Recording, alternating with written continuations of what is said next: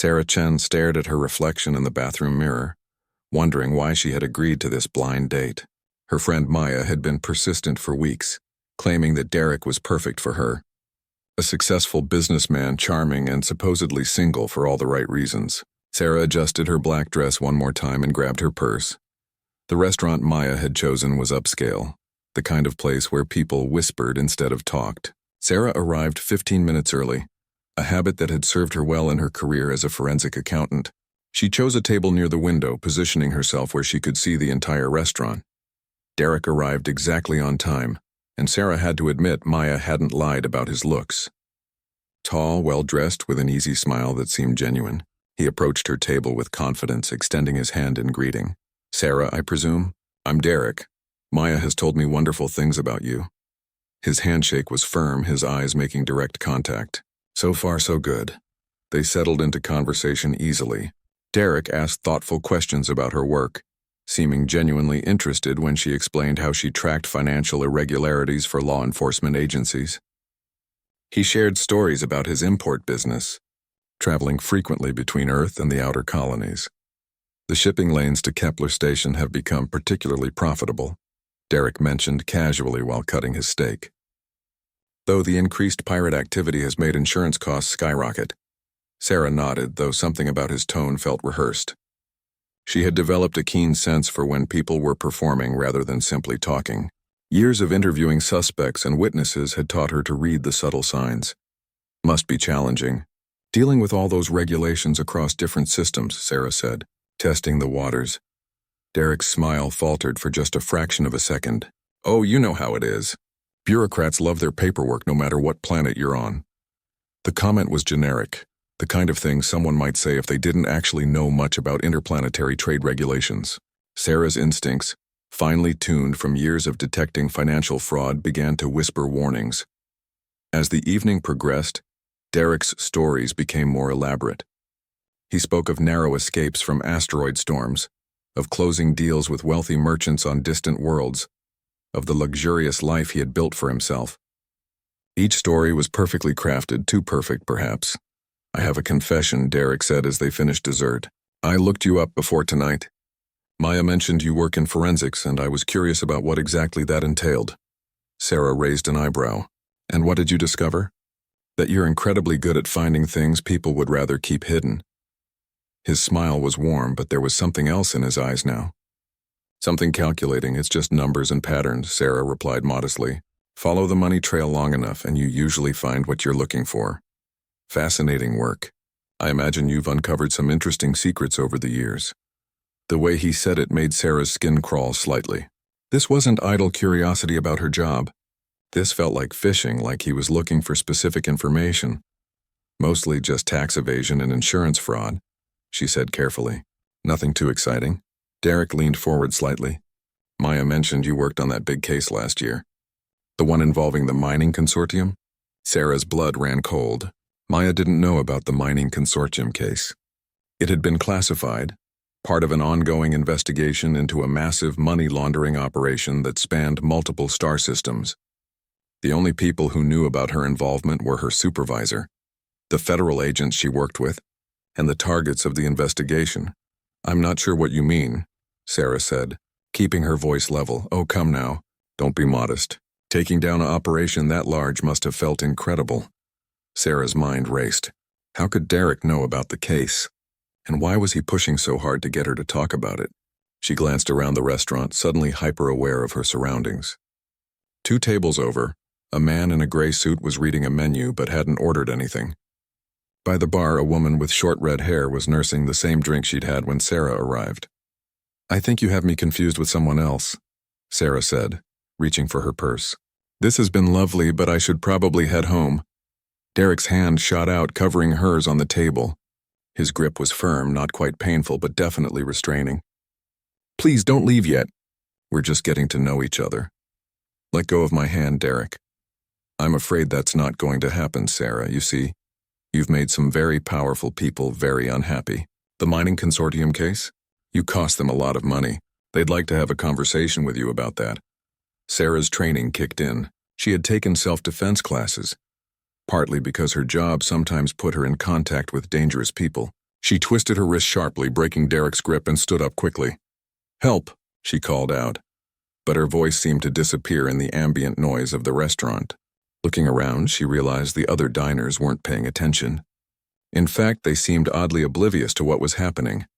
The man in the gray suit was no longer pretending to read his menu. He was standing, moving toward their table. The redhead at the bar had turned around, and Sarah could see the bulge of a weapon under her jacket. "Sit down, Sarah," Derek said, his charming facade completely gone. "Make this easy on yourself." Sarah's mind calculated distances and options. The front door was too far, and she'd have to get past Graysuit to reach it. The kitchen was closer, but she didn't know if there was an exit back there. The bathroom was nearest, but that could easily become a trap. She made her choice, grabbing her water glass and throwing it at Derek's face before bolting toward the back of the restaurant. Behind her, she heard Derek curse and chairs scraping as her pursuers gave chase. The hallway leading to the bathrooms was dimly lit. Sarah ran past the restroom doors, looking for any other exit. At the end of the hall, she found a service door marked "Employees Only." She tried the handle desperately. Locked. Footsteps echoed behind her. She was trapped exactly as Derek had planned. This had never been a blind date. It had been a setup from the beginning, and she had walked right into it. As the footsteps grew closer, Sarah pressed her back against the service door and prepared to fight for her life. The service door behind Sarah suddenly swung open, causing her to stumble backward into strong arms. Before she could scream, a hand covered her mouth and a voice whispered urgently in her ear, "Stay quiet if you want to live." The voice belonged to a woman, low and confident. Sarah found herself pulled into what appeared to be a storage room filled with restaurant supplies. Her rescuer quickly closed the door and engaged multiple locks that definitely hadn't been part of the original restaurant design. "Who are you?" Sarah whispered once the hand was removed from her mouth. The woman who had pulled her to safety was tall and athletic, with short black hair and piercing green eyes. She wore dark clothing that seemed designed for movement, and Sarah could see various devices clipped to her belt that looked far more advanced than anything she'd seen before. "Someone who's been watching you for the past 3 weeks, the woman replied, checking something that looked like a small handheld scanner. "My name is Zara Torres, and those people out there aren't just criminals, Sarah. They're working for something much worse than you can imagine." "I don't understand. This was supposed to be a blind date. My friend Maya set it up." Zara's expression darkened. "Your friend Maya has been dead for 2 weeks. The words hit Sarah like a physical blow. She staggered, gripping a shelf for support. "That's impossible. She called me yesterday to confirm the date. Details. Whatever called you wasn't Maya. These beings are capable of perfect voice mimicry once they've absorbed enough genetic material from their victims," Zara continued, working with her scanner, occasionally glancing at the door. "They've been planning this for months, studying you, learning your habits, finding the perfect way to isolate you." "Beings? What are you talking about? And how do I know you're telling the truth?" Zara pulled out what looked like a small tablet and showed Sarah a series of photographs. The first showed Maya's apartment, but something was wrong. The furniture was overturned, and there were strange, dark stains on the walls that didn't look like blood. Maya Chen, age 29, forensic accountant specializing in financial crimes across multiple star systems. Found dead in her apartment on October 8th. Cause of death unknown, but her body showed signs of complete neural extraction. Sarah stared at the images, her mind struggling to process what she was seeing. Neural extraction? These creatures feed on memories and experiences. They drain their victims completely, absorbing not just their knowledge, but their personalities, their speech patterns, everything that makes them who they are. Then they can impersonate them perfectly. The scanner in Zara's hand began beeping rapidly. "We need to move. They're setting up some kind of jamming field around the building. In about 2 minutes, no communications will work in or out of this place. Wait, slow down. You still haven't told me who you are or why you're helping me." Zara looked up from her equipment, and for the first time, Sarah saw something vulnerable in her expression. "I'm a bounty hunter, Sarah. I track down dangerous criminals across the galaxy. But these things, they're not criminals. They're something else entirely. And they've already killed over 300 people across 12 different planets." 300 people? All of them had specific knowledge that these creatures needed. Classified information, access codes, trade secrets. You were targeted because of the mining consortium case. That operation you helped shut down? It wasn't just money laundering. It was a front for something called the Helix Project. Sarah's mouth went dry. She remembered the mining consortium case all too well. The financial records she had analyzed had been strange, showing payments for equipment and materials that didn't match any known mining operations. When she had brought her concerns to the federal agents, they had told her not to dig deeper. "What's the Helix Project?" "That's what I've been trying to figure out for the past 6 months. All I know is that it involves some kind of advanced technology that can manipulate matter at the molecular level. The creatures hunting you aren't from Earth, Sarah. They're not even from this galaxy." The beeping from Zara's scanner became more urgent. Through the storage room's walls, they could hear voices in the hallway, speaking in a language that didn't sound quite human. "How long have you been watching me?" Sarah asked. "Since the day after Maya's body was discovered. I've been tracking these creatures across multiple star systems, following their pattern. They always target someone with specific knowledge, then spend weeks studying them before making their move." Zara began pulling equipment from her belt, assembling what looked like a weapon unlike anything Sarah had ever seen. It was sleek and silver, with energy readings dancing across a small display panel. "The good news is that you're still alive, which means they need you conscious and cooperative. The bad news is that once they extract what they need from your brain, you'll end up like Maya. And you're here to stop them?" "I'm here to try. These creatures are incredibly dangerous, Sarah. They're stronger and faster than humans. They can shapeshift to a limited degree, and they have technology that's centuries ahead of ours. I've been hunting them for months, and I've lost more fights than I've won." The voices in the hallway were getting closer. Sarah could hear Derek's voice among them, but it sounded different now, somehow wrong, as if he wasn't quite managing to maintain his human speech patterns. "What's your plan?" Sarah whispered. "Get you out of here alive and find out what you know about the Helix Project that's so important. They'd risk exposing themselves like this." Zara finished assembling her weapon and checked another device on her belt. "But first we need to survive the next 10 minutes. The lights in the storage room suddenly went out, plunging them into complete darkness. A moment later, emergency lighting kicked in, bathing everything in an eerie red glow. "That's not good," Zara muttered. "What does it mean?" "It means they've taken control of the building's systems. They're not pretending to be human anymore." Zara grabbed Sarah's hand. "Stay close to me. Do exactly what I say and try not to look directly at them when they drop their disguises. Trust me on that last part." The storage room door began to shake as something pounded against it from the outside. The locks that Zara had engaged were holding, but Sarah could see the metal beginning to buckle under the force of the impacts. "Sarah Chen," Derek's voice called through the door, but it was distorted now, layered with harmonics that made it sound like multiple people speaking in unison. "We know you're in there. Come out, and we promise your death will be quick." "That's definitely not the same Derek from dinner," Sarah whispered.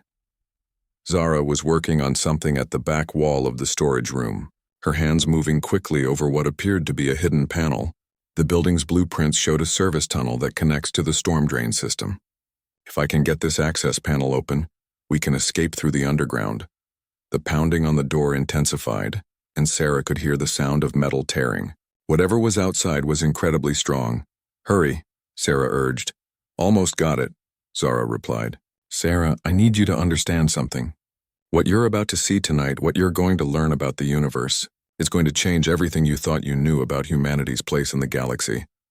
The access panel finally gave way, revealing a narrow tunnel that disappeared into darkness. At the same moment, the storage room door exploded inward, and Sarah got her first glimpse of what Derek had become. She understood immediately why Zara had warned her not to look directly at them. The thing that had been Derek no longer bothered maintaining human form. Its true shape was something Sarah's mind struggled to process. A writhing mass of dark, oily tendrils with too many joints, topped by a head that constantly shifted between human features and something else entirely. Multiple eyes opened and closed across its surface, and when it spoke, the voice came from several mouths at once. Into the tunnel now. Zara shoved Sarah toward the opening while raising her weapon.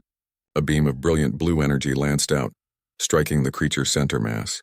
It shrieked in a frequency that made Sarah's teeth ache, but it didn't go down. Sarah scrambled into the narrow tunnel, her dress tearing on the rough edges. Behind her, she could hear Zara firing repeatedly, punctuated by inhuman screams and the sound of the storage room being torn apart. "Move faster," Zara called out, diving into the tunnel just as something crashed into the wall where she had been standing. The tunnel was barely wide enough for them to crawl through single file. Sarah's hands scraped against concrete as she pulled herself forward, following a small light that Zara had activated. Behind them, she could hear scratching sounds as their pursuers tried to follow. "They're too big to fit," Zara said between heavy breaths. "But they'll find another way down.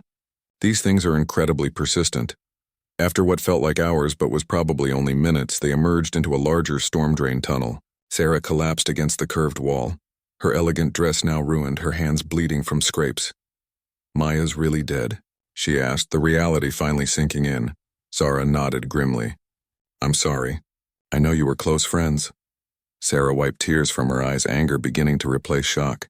"Those things killed her to get to me. Why? What's so special about what I know? That's what we need to figure out." Zara consulted another device, this one showing what appeared to be a 3D map of the underground tunnel system. "But first we need to get somewhere safe. My ship is parked about 2 miles from here." "Your ship? I told you I'm a bounty hunter. That generally requires transportation between planets." Zara started walking down the tunnel, her equipment providing enough light to navigate by. "The question is whether those creatures have more operatives waiting for us topside." As they walked, Sarah found herself studying her rescuer more carefully. Zara moved with the confidence of someone accustomed to dangerous situations, and her equipment was clearly far more advanced than anything available to civilian law enforcement. "Where are you from originally?" Sarah asked. "Mars Colony originally. Been working the Outer Rim territories for about 8 years now." Zara paused to check another intersection. "What about you?" "Earthborn? Born and raised in New Angeles.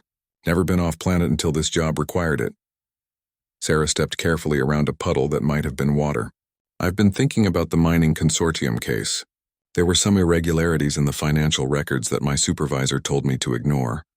"What kind of irregularities?" "Payments to companies that didn't exist. Equipment purchases for mining operations on planets that had no mineral resources." "And the amounts?" Sarah shook her head.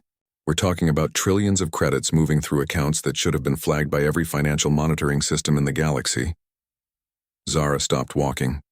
"Trillions?" The total amount was actually closer to 7 trillion credits over a 2-year period. "I've never seen anything like it. The only way that much money could move without triggering automatic investigations is if someone very high up in the government was actively suppressing the alerts. Or if someone with access to advanced alien technology was manipulating the banking systems directly." Zara's expression was grim. "Sarah, I think you stumbled onto something much bigger than money laundering. I think you discovered how these creatures have been funding their invasion preparations." "Invasion?" 300 dead across 12 planets, all of them people with access to critical infrastructure, classified information, or advanced technology. That's not random criminal activity. That's reconnaissance for a larger operation. They reached a junction where several tunnels met. Zara consulted her map again, then pointed toward the tunnel that angled upward. "This should bring us up near the spaceport. My ship is in Hangar 47. She looked at Sarah seriously. "Before we go up there, I need to ask you something important. Are you willing to help me stop these things?" "What do you mean?" "I mean leave Earth, come with me to track down the source of this invasion, and use your knowledge of their financial operations to figure out what they're really planning." Zara checked her weapon's power level. "It's dangerous work and there's no guarantee we'll survive. But if we don't try to stop them, they'll keep killing people until they have everything they need." Sarah thought about Maya, about all the other victims Zara had mentioned. 300 people dead because of knowledge they possessed. How many more would die if these creatures succeeded in whatever they were planning? "What exactly do you do as a bounty hunter?" "I track down criminals and bring them to justice. Usually for money, sometimes for personal reasons." Zara's expression softened slightly. "My brother was one of the first victims on Kepler Station. They took him because he was an engineer working on defensive satellite systems." "I'm sorry." "Thank you. But that's why I can't let this go. These things killed my brother to steal his knowledge, and now they're using that knowledge to hurt more people." They started up the angled tunnel toward the surface. Sarah could see a faint light ahead, probably from a storm drain opening. "If I agree to help you," Sarah said, "what would my role be?" "You understand how money moves through interplanetary banking systems better than anyone I've ever met. If these creatures are funding their operation through financial manipulation, you might be the only person who can track their resources and figure out their endgame." The tunnel opened into a drainage canal that ran along the edge of the spaceport. In the distance, Sarah could see the lights of dozens of ships, everything from small personal craft to massive cargo haulers. "There's something else you should know," Zara said as they climbed out of the tunnel. "These creatures aren't the only threat out there. The galaxy is a lot more dangerous than Earth's government wants people to know. There are pirates, raiders, and worse things operating in the outer systems. Worse than shape-shifting alien killers? Much worse. But there are also people fighting back. Independent operators, former military, people who refuse to let the bad guys win." Zara pointed toward a sleek ship that looked like it had been designed for both speed and combat. "That's my ship, the Wanderer. She's not much to look at, but she's fast and well-armed." As they approached the ship, Sarah noticed movement in the shadows between hangars. "Zara, I think we're being watched." Zara's hand went immediately to her weapon. "How many?" "I can see at least 3 figures, but they're staying hidden. Could be more. They must have anticipated we'd try to reach my ship." Zara activated something on her belt and the ship's cargo ramp began lowering. "When I say run, sprint for the ramp as fast as you can. Don't look back. Don't try to help me fight, just get inside the ship."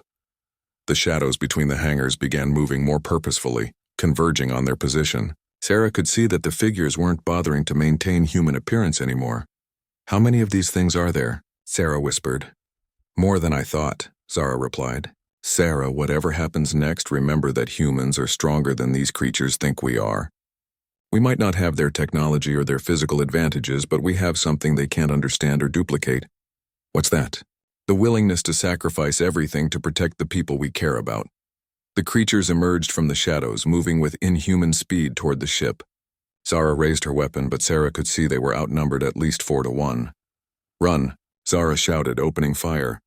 Sarah ran toward the ship faster than she had ever moved in her life. Behind her, energy weapons discharged in rapid bursts, accompanied by inhuman shrieks and Zara's shouted commands to the ship's computer. The cargo ramp was still lowering as Sarah reached it, and she leaped aboard while it was still moving. "Computer, seal the ship and prepare for immediate departure." Zara's voice came through the ship's communication system. Unable to comply, a calm artificial voice responded. "Pilot biometrics required for security clearance." Sarah turned to see Zara backing up the ramp, firing continuously at shapes that moved too quickly for Sarah to track clearly. One of the creatures had gotten close, enough that Sarah could see its true form in the ship's external lights, something that seemed to be made of living shadow, with too many limbs and teeth that reflected light like metal. Zara made it aboard. Just as the ramp sealed shut, she immediately ran to the pilot's seat, pressing her palm against a scanner while the ship's engines hummed to life. "Biometrics confirmed. Welcome aboard, Captain Torres," the computer announced. "Emergency takeoff protocol, maximum acceleration," Zara commanded while strapping herself into the pilot's seat. "Sarah, grab a seat and hold on tight. This is going to be rough." Sarah found a seat and managed to secure the safety harness just as the ship launched vertically with enough force to press her deep into the cushions. Through the small porthole beside her seat, she watched the spaceport rapidly shrink away beneath them. "Are we safe now?" Sarah asked once the acceleration leveled off. "For the moment, but they'll follow us as soon as they can commandeer another ship." Zara was working at multiple control panels simultaneously. Computer, scan for any tracking devices or unwanted passengers. Scan complete. No foreign objects detected aboard the vessel. Zara finally relaxed slightly, turning to face Sarah. "Welcome aboard the Wanderer. I know this isn't how you plan to spend your evening." Sarah looked around the ship's interior. It was larger than it had appeared from outside, with what looked like living quarters, a small kitchen area, and several rooms whose purposes she couldn't identify. Everything was clean and well-maintained, but there were scorch marks on some surfaces that suggested the ship had seen combat. "This is really happening, isn't it?" Sarah said. "Aliens, spaceships, galactic conspiracies? I'm afraid so. Earth's government has been keeping humanity in the dark about what's really going on out here. They think people aren't ready to know that we're not alone in the universe. But you think differently." Zara activated what appeared to be a star chart, showing their position relative to various planets and space stations. "I think humanity is stronger and more adaptable than the politicians give us credit for. We just proved that tonight." "How do you figure?" "You've been hunted by creatures with superior technology and physical capabilities. Learned that your friend was murdered by alien infiltrators. and discovered that there's a galactic conspiracy targeting Earth. Most people would be catatonic with shock by now, but here you are, asking logical questions and ready to help fight back. Sarah considered this. I suppose I am handling it better than I would have expected. Maybe it's because I've spent so many years investigating financial crimes. Once you've seen how creative people can be with fraud and corruption, shape-shifting aliens don't seem that much stranger. That's exactly what I'm talking about. Human adaptability. Zara pointed to a section of the star chart. Our next destination is Kepler Station. It's an independent trading post about 3 days from here. They have archives that might contain more information about the Helix project. Why Kepler Station specifically? Because that's where this all started for me. My brother Marcus was working there when he was killed. The official report said it was a reactor accident, but I know better now. Zara's expression hardened. The creatures made one mistake when they killed him. They didn't realize he had been working on a classified project to develop quantum encryption for banking systems. Sarah felt a chill of recognition. Quantum encryption?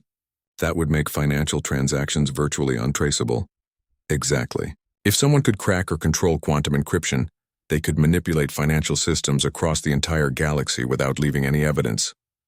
Zara brought up another display showing financial data. I've been tracking unusual money movements for months, but I don't have your expertise in financial analysis.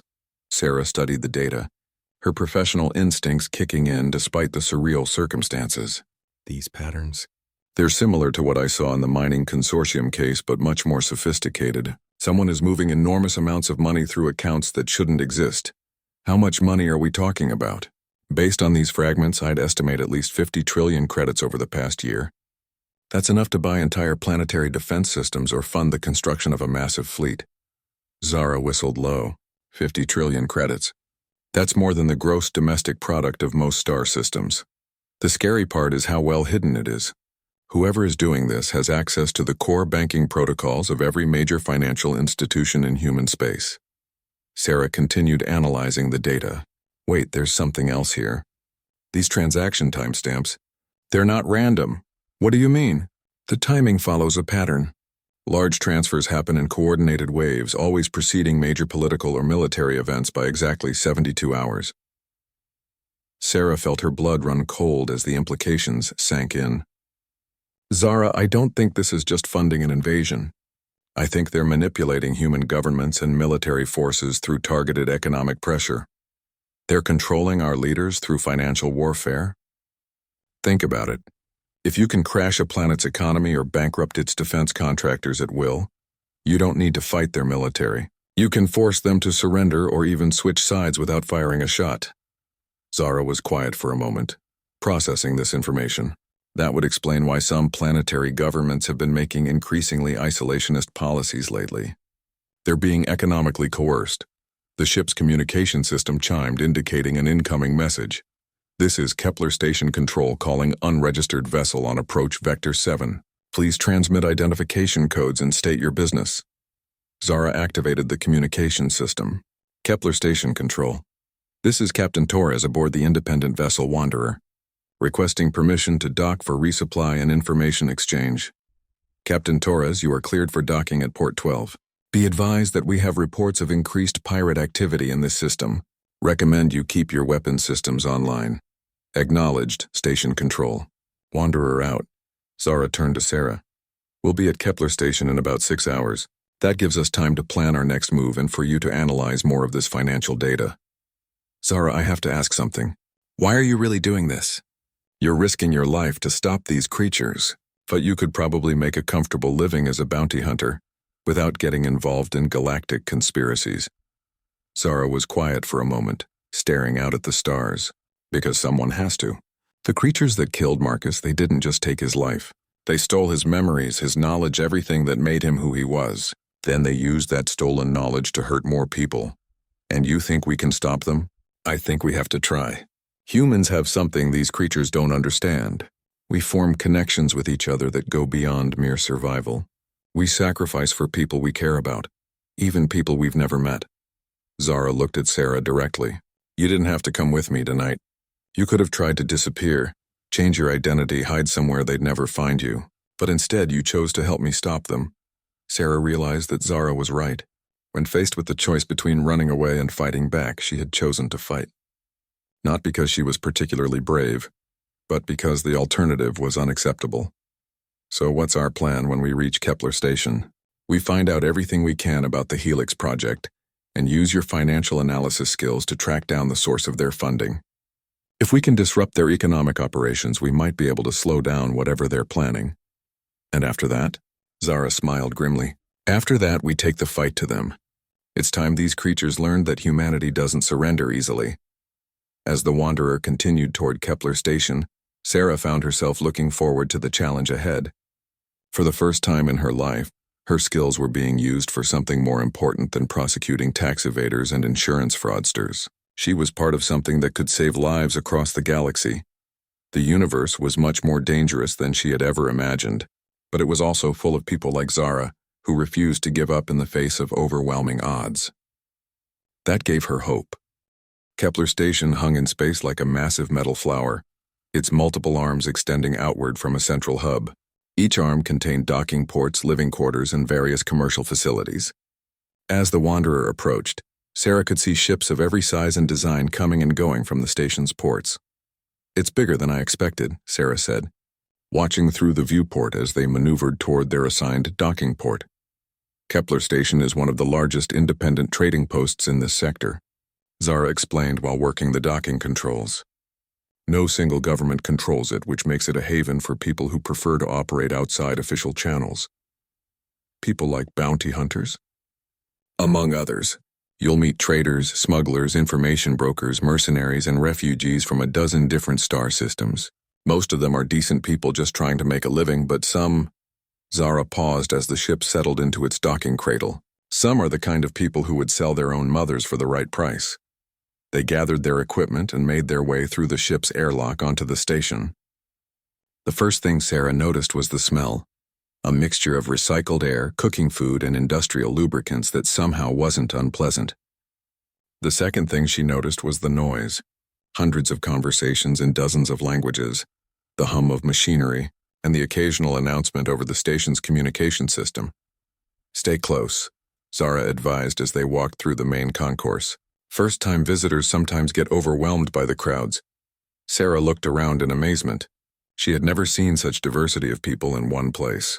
Humans of every description mingled with beings she assumed were from other species, though it was sometimes difficult to tell what was natural appearance and what was technological augmentation. "Are those actual aliens?" Sarah whispered, nodding toward a group of tall, blue-skinned individuals near a food vendor. "Probably. The galaxy is home to dozens of intelligent species. Most of them are peaceful traders or explorers." Zara guided Sarah toward a quieter section of the concourse. "The creatures hunting us are different.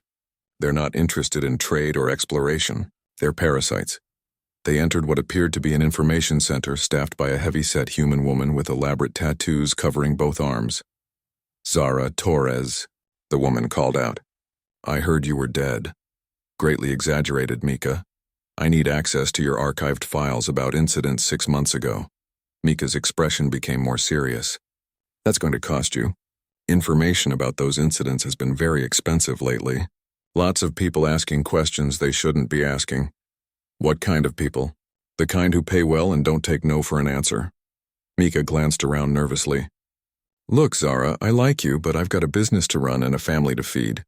Whatever you're involved in, it's attracting the wrong kind of attention."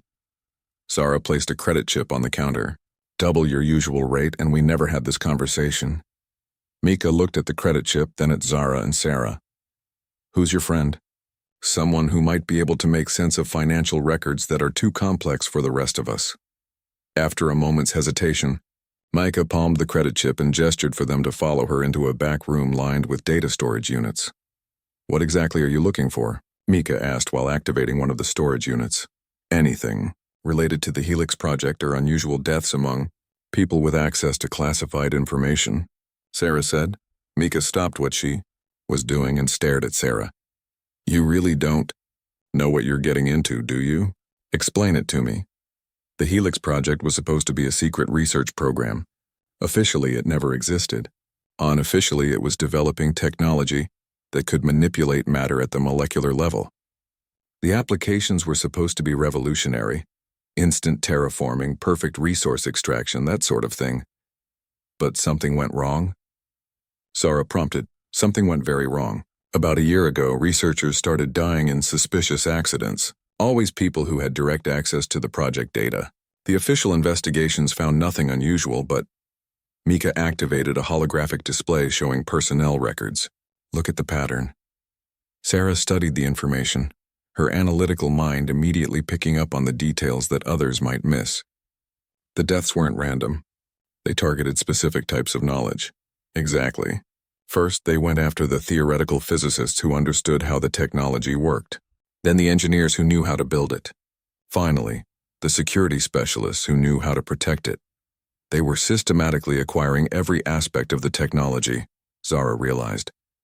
But there's more, Mika continued. About 3 months ago, someone started accessing the project's financial records. Not the official budget, but the hidden accounts that funded the Black Ops aspects of the research. Sarah felt a chill of recognition. How much money are we talking about? Based on what I could piece together from fragments, at least 100 trillion credits over the past 5 years. Money that came from sources that technically don't exist. That's impossible. No single project could justify that kind of funding. Unless it wasn't really about developing technology for human benefit, Zara said grimly. What if the Helix project was created specifically to develop weapons for these creatures? Mika brought up another display, this one showing shipping records and transportation logs. There's something else you should see. In the weeks before each of the suspicious deaths, there were always unusual cargo shipments to planets where the victims lived. What kind of cargo? Officially, scientific equipment and research materials. But the shipping weights and power requirements don't match any known scientific instruments. Sarah studied the shipping data with growing alarm. These shipments weren't carrying equipment. They were carrying passengers. Passengers who didn't want to be detected by normal security scanners. The creatures were infiltrating human space using legitimate shipping channels, Zara concluded. How many of them are already here? Based on these shipping records, potentially hundreds, maybe thousands. Mika's expression was grim. And that's just what I can track through Kepler Station. They could be using other routes as well. The implications hit Sarah like a physical blow. They're not planning an invasion. They're already here. This is an occupation. An occupation that's been going on for years, Zara agreed. They've been systematically infiltrating human space, stealing our technology, and positioning themselves to take control when they're ready. The question is, what are they waiting for? Sarah asked. Mika brought up one final display, this one showing recent communication intercepts. Based on these coded transmissions, I think they're waiting for something called the convergence event. What's that? I don't know, but it's scheduled to happen in less than 2 weeks. Sarah and Zara exchanged looks. Whatever the convergence event was, they were running out of time to stop it. Mika, I need you to copy all of this data for us, Zara said. Everything about the Helix project, the shipping records, the financial data, all of it. That's going to take some time, and it's not going to be cheap. How much time and how much money? 4 hours to compile everything safely and another 50,000 credits. Zara didn't hesitate. Done. We'll be back in 4 hours. As they left Mika's office, Sarah felt overwhelmed by the scope of what they were facing. How do we fight something this big?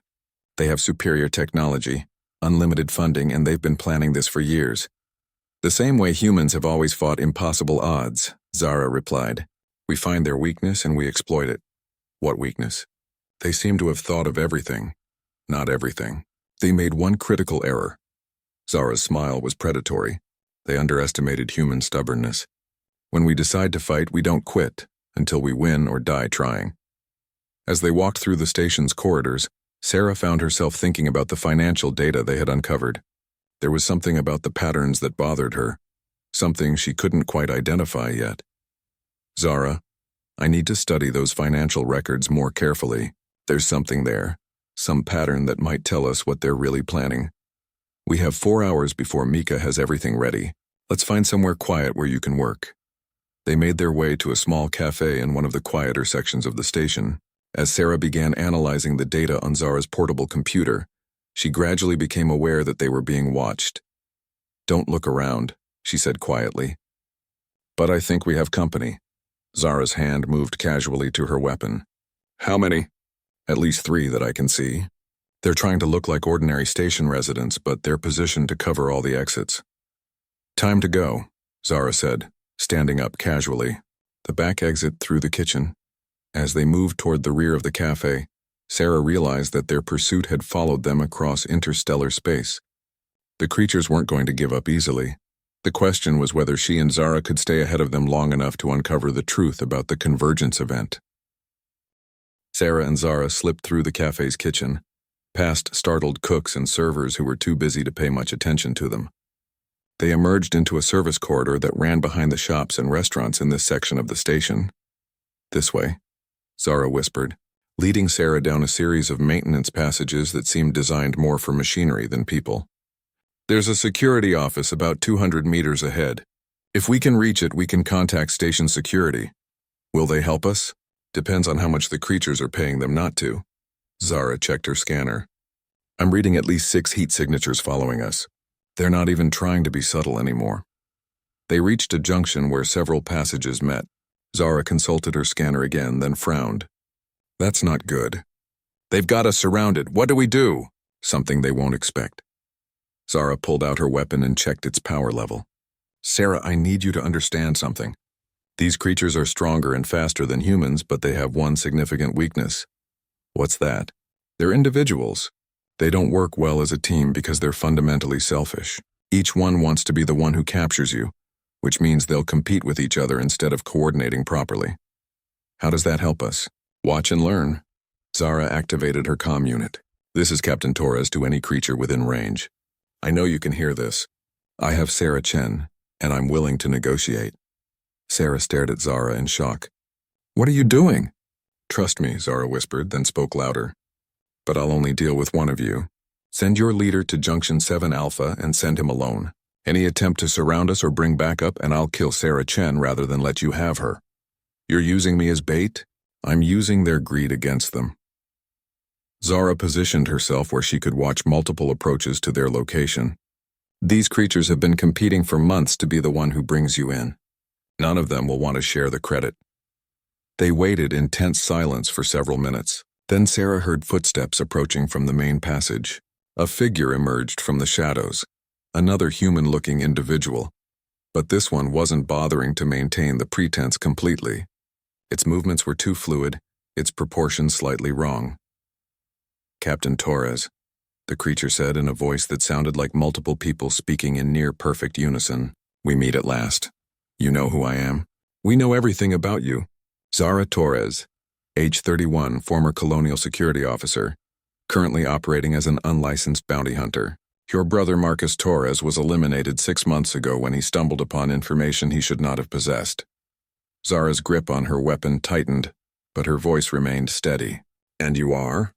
I am the one who absorbed your brother's final memories. His last thoughts were of you, wondering why you had not visited him in over a year. The creature smiled with too many teeth. He died disappointed in you. Sarah could see Zara fighting to maintain control. The creature was deliberately trying to provoke an emotional response. What do you want? Zara asked. Sarah Chen, obviously. She possesses knowledge critical to our operations. In exchange, we will allow you to leave this station alive. Counteroffer, Zara replied. You tell me what the convergence event is and I'll consider not killing you right now. The creature laughed, a sound like breaking glass. You humans are so amusing. You think your primitive weapons can harm us? Let's find out. Zara fired without warning, her energy weapon striking the creature center mass. It staggered but didn't fall, its human disguise flickering as its true form partially emerged. Impressive technology, the creature said, examining the scorch mark on its chest. But insufficient. That's when Sarah realized what Zara was really doing. The energy blast hadn't been intended to kill the creature. It had been intended to force it to reveal its true nature. And Zara had been recording everything. Sarah, run! Zara shouted, firing repeatedly at the creature while backing toward another passage. Sarah ran, but not away from the fight. Instead, she circled around through the maintenance passages, using her knowledge of the station layout that she had been studying while Zara fought. She needed to reach Mika's office and get that data before the creatures realized what they were really after. Behind her, she could hear energy weapons firing and inhuman roars echoing through the passages. Zara was keeping multiple creatures busy, giving Sarah the chance she needed. She reached Mika's office to find the information broker frantically packing data storage devices. "Sarah, thank God you're alive. I heard weapons fire. We need that data now, Mika. How much have you compiled?" "About 70%, but I need another hour to get everything safely transferred." "We don't have an hour." Sarah looked at the data storage devices. "Give me what you have and delete everything else from your systems." "Delete it?" "That information is worth a fortune. That information will get you killed if those creatures find it here." Sarah grabbed the completed storage devices. "Trust me on this." Mika hesitated for a moment, then began initiating deletion protocols. This better be worth it. Sarah was already studying the partial data on Mika's display screen. The financial patterns she had been trying to identify suddenly became clear. "Oh my God," she whispered. "What is it?" "The convergence event isn't an invasion. It's an economic collapse." Sarah's fingers flew over the interface, following the money trails through dozens of interconnected accounts. They've been positioning themselves to trigger a complete financial meltdown across human space. How is that possible? They've gained control of the quantum encryption systems that secure interplanetary banking. When they activate the convergence event, every financial institution in human space will simultaneously suffer catastrophic system failures. The implications were staggering. Without functioning financial systems, trade would collapse, governments would fall, and billions of people would be left without access to basic necessities. But why crash the economy instead of just invading? Because this way humans will beg them to take control. They'll present themselves as the only ones who can restore order and prosperity. Sarah continued analyzing the data. "It's brilliant, actually. Instead of conquering human space through force, they'll be invited to rule it." The sound of weapons fire was getting closer. Zara's delaying action wouldn't last much longer. "Sarah," Zara's voice came through the comm system. "I hope you found what we needed, because we're about to have a lot of company." Sarah grabbed all the storage devices and headed for the door. "Mika, get out of here. Go somewhere they can't find you." "Where are you going?" "To stop the end of human civilization." Sarah made her way back through the maintenance passages, following the sounds of combat. She found Zara pinned down in a storage area, surrounded by at least 4 creatures who had abandoned their human disguises entirely. "The financial collapse happens in 8 days, Sarah called out. "They're going to crash every banking system in human space simultaneously." "Good to know," Zara replied, firing at something that looked like a cross between an octopus and a spider. "Any ideas on how to stop it?" Sarah studied the data on her portable device while energy blasts flew overhead. "Maybe. But we need to get to the central core of their financial network." "Where's that?" "According to this data, there's a control facility hidden inside the Centauri mining station. It's disguised as a mineral processing plant, but it's actually a massive quantum computer array. Centauri mining station is in the middle of nowhere, surrounded by automated defense platforms. Then, we better figure out how to get past them." Sarah looked up as one of the creatures got close enough that she could see the malevolent intelligence in its multiple eyes. "Because if we don't stop the convergence event, humanity is going to lose this war without ever knowing they were fighting it." Zara threw something that exploded in a burst of blinding light, temporarily driving back their attackers. "Time to go. Can your analysis tell us anything else useful?" "Yes," Sarah said as they ran toward the docking bay where the Wanderer was berthed. "The quantum encryption keys that control the banking systems are changed every 72 hours. If we can intercept the next key update and inject a virus into their network during the brief window when the systems are vulnerable, we might be able to turn their own weapon against them." "How brief a window?" "Approximately 37 seconds. Zara grinned as they reached their ship.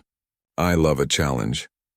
As the Wanderer launched from Kepler Station with creatures in pursuit, Sarah realized that the next few days would determine whether humanity remained free or became unwitting slaves to an alien economic empire.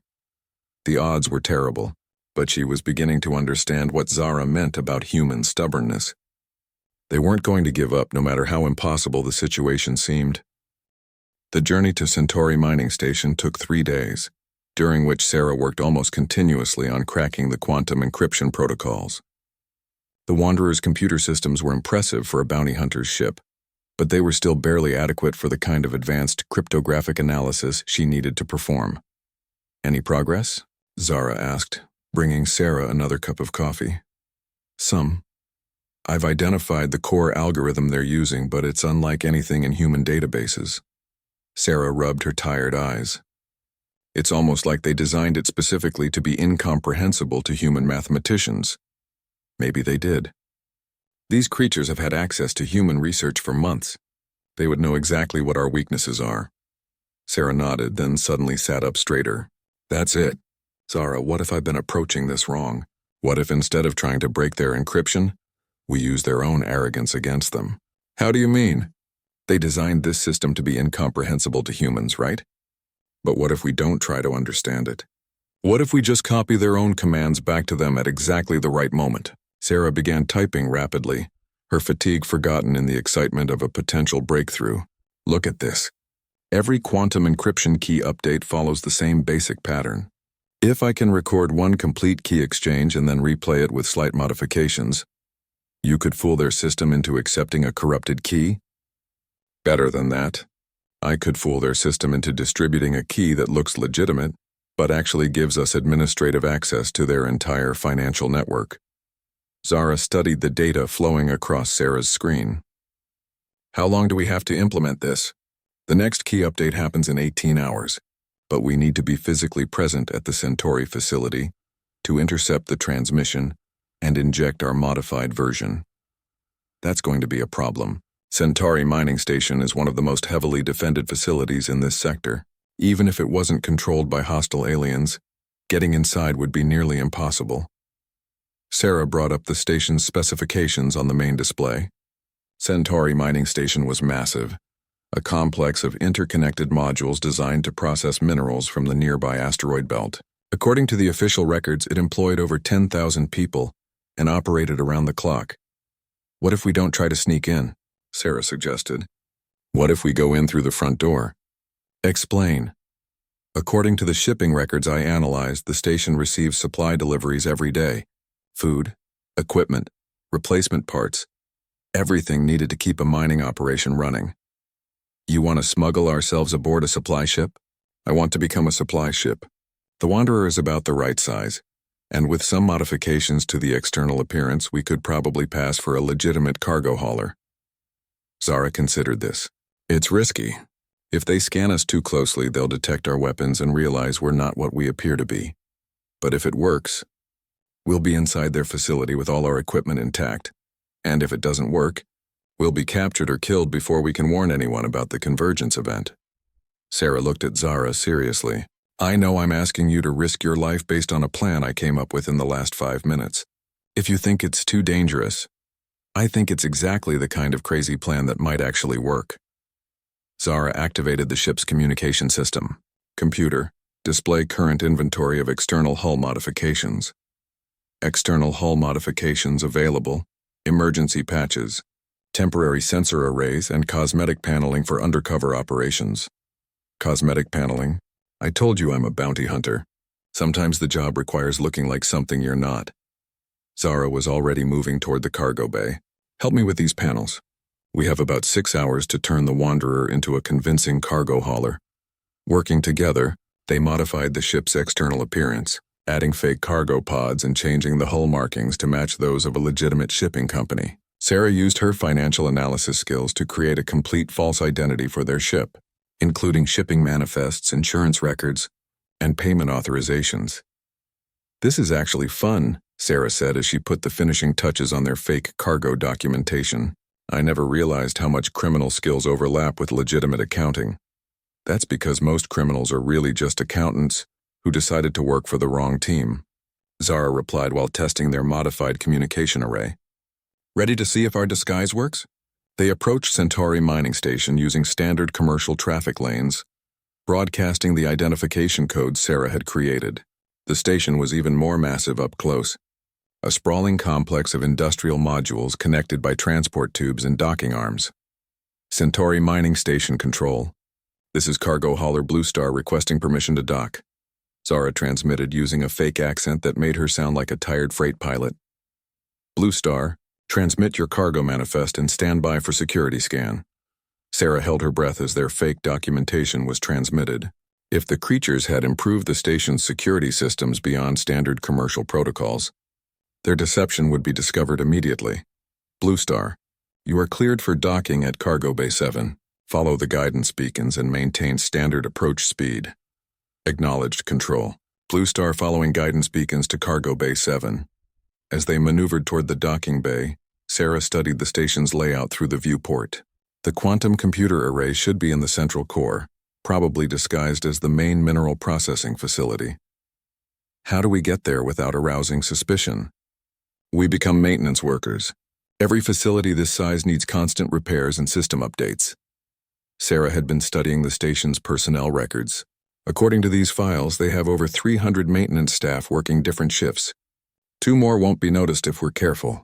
The docking procedure went smoothly, and they found themselves in a cargo bay that looked exactly like what it was supposed to be. A busy commercial facility handling legitimate freight. Workers moved cargo containers with mechanical efficiency, and everything seemed normal. Almost too normal, Zara murmured as they gathered their equipment. Maybe that's the point. If you're planning to destroy human civilization, you don't want to attract attention to your base of operations. They changed into maintenance coveralls and gathered the equipment they would need to access the quantum computer array. Sarah had spent hours studying the station's technical manuals, learning enough about the systems to sound convincing if questioned. The walk through the station's corridors was nerve-wracking. They passed dozens of workers, any of whom might be humans or might be creatures in disguise. Sarah forced herself to walk casually, carrying her equipment bag like she belonged there. "Excuse me," a voice called from behind them. Sarah's heart stopped, but Zara turned around calmly. "Yeah?" The speaker was a human-looking woman in a supervisor's uniform. "Are you the specialist from the overnight shift? We've been having problems with the quantum processors in Section 7. "That's us," Zara replied without hesitation. "Where do you need us to start?" "Main Processing Center, Level 12. The access codes are in your work orders." Sarah managed not to show her relief. "We'll head there right away." As they made their way to Level 12, Sarah realized they had stumbled into exactly where they needed to be. The main processing center would house the primary quantum computer array that controlled the financial network. The processing center was a vast chamber filled with quantum computing equipment that was far more advanced than anything in human technology. The machines hummed with barely contained energy, and Sarah could feel the electromagnetic fields they generated, making her hair stand on end. "There," she whispered, pointing to a central control station. "That's where we need to inject our modified encryption key." They had been working for about 10 minutes when Sarah's portable computer chimed softly, indicating an incoming quantum transmission. "This is it," she said. "The key update is starting." Sarah's fingers flew over her keyboard as she intercepted the quantum encryption transmission and prepared to inject her modified version. The timing had to be perfect. Too early or too late, and their hack would be detected and rejected. 10 seconds, she whispered. That's when the alarm started, blaring. Unauthorized access detected. In main processing center, an automated voice announced. Security teams respond immediately. They know we're here, Zara said, drawing her weapon. 5 seconds. Sarah continued working despite the chaos around them. I can still do this. Sarah Chen, a familiar voice called from the chamber entrance. It was the creature that had absorbed Derek's identity, but it wasn't bothering with the human disguise anymore. Step away from the console. 3 seconds. Kill her if she doesn't comply, the creature ordered. Sarah heard energy weapons charging, but she didn't stop typing. 1 second. She hit the final command just as energy blasts filled the air around her. Her modified encryption key transmitted in the brief window when the quantum network was vulnerable, propagating through the financial systems faster than the creatures could stop it. It's done, she said, turning to face their attackers. The convergence event is cancelled.